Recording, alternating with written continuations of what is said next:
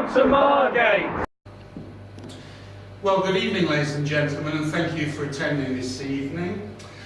Independence from Europe, as you know, is a democratically run party which is established to contest the dictatorship of UKIP.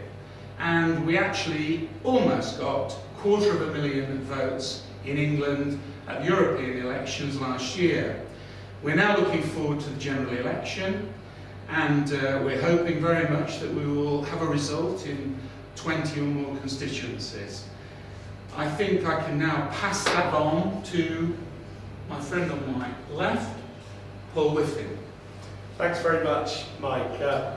As Mike's already said, thanks very much for taking the time out to come and see us today in Margate. We know there's a few other things going on, obviously nowhere near as important as this, but we do appreciate that you've come to us.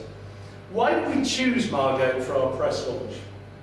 Well, we do agree with UKIP on the core policy of leaving the European Union. And we agree with many of their other policies as well. In fact, between us, we probably wrote half of them.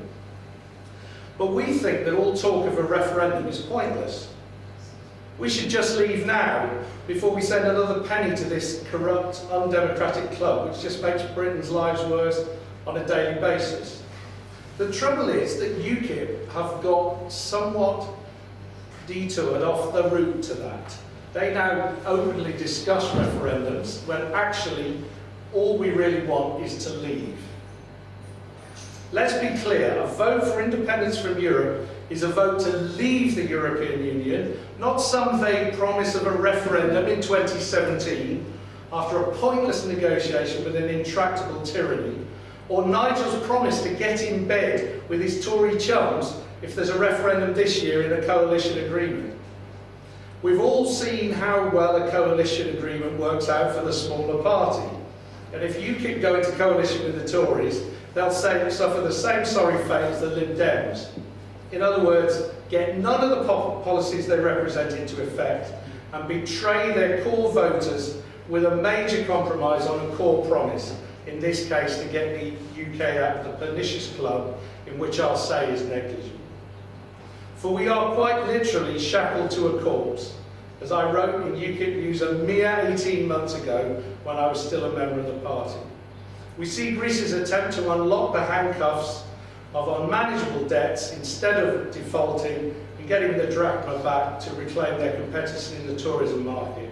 I'm so sad that it hasn't worked out in Greece. It's going to take an iron will to leave the European Union, and I don't see that level of resolve in the Tory leadership. And the backbenchers who want it are deserting the Tory party like rats leaving a sinking ship. Nor do I see the resolve in the current UKIP leadership, who are more interested in getting their mates elected, mostly their incoming Tory mates. Thank you very much, Paul. Chris Payne, am I right? Thank you, Mike. Obviously, independence from Europe is about an alternative choice. It's about democracy, common sense, and people not being tied or whipped down to party measures or whims of the leadership. The core keynote policies that all our members share is A, they want to leave the European Union, but trade with Europe on a free trade nation, increase trade with the Commonwealth, and create wealth and jobs. But they don't want to be tied down by bureaucracy and the £65 million a day it costs now to be in the EU. The second thing, which is the most obvious thing, is the UK needs full border control and some idiots got the phone turned on. The main thing about the border control, we have to install an Australian-type visa control system that stops people coming to the UK at will and living, having housing benefits, jobs, and actually create a further problem, because actually creating a low wage, 0-hour contracts, and now what used to be the maximum pay that's it. The minimum wage now is now the maximum pay. You cannot earn more than that in a lot of jobs, and that's if you're looking to get a job. A lot of time, unfortunately, the jobs are going to European migrants that they offer them the rate of pay, but by the time they've took food, accommodation, etc. out of the budget, they're actually half that.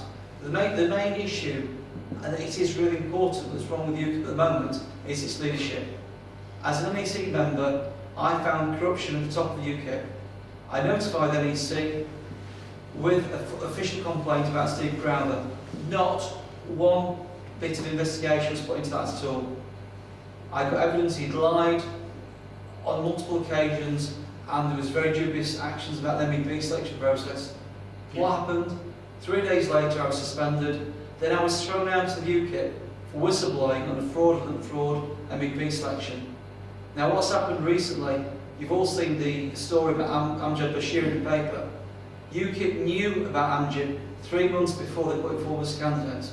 So, to be fair, I'm not commenting on the history of Amjad and what he's done or not done, but they knew everything about him. They knew all the allegations about his nephew was going around with him, everything.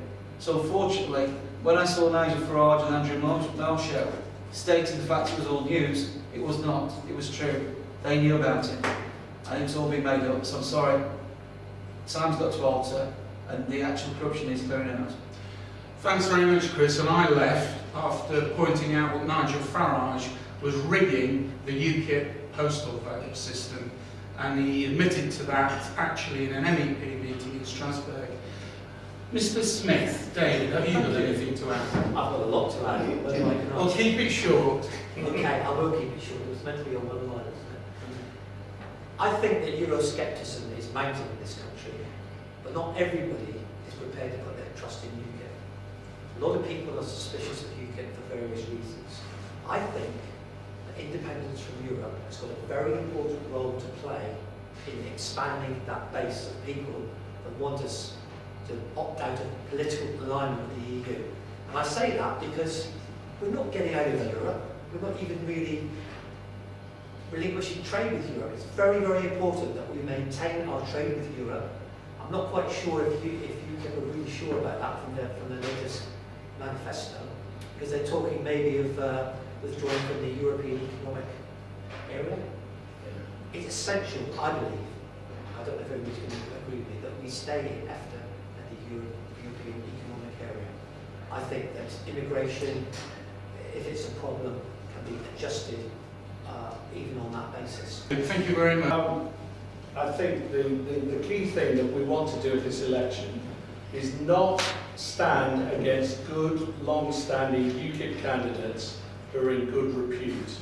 There are a lot of very good candidates for UKIP, Yes. and we wouldn't want to get in the way of any of them being elected. Yes. The ones that we are worried about, we are standing against. Chris, who was properly selected as a PPC in Boston and Skegness by UKIP before all that happened, is standing against a 22-year-old ex-Tory who was gerrymandered into the seat by signing up a lot of new members who had recently left the Tory party to get him selected.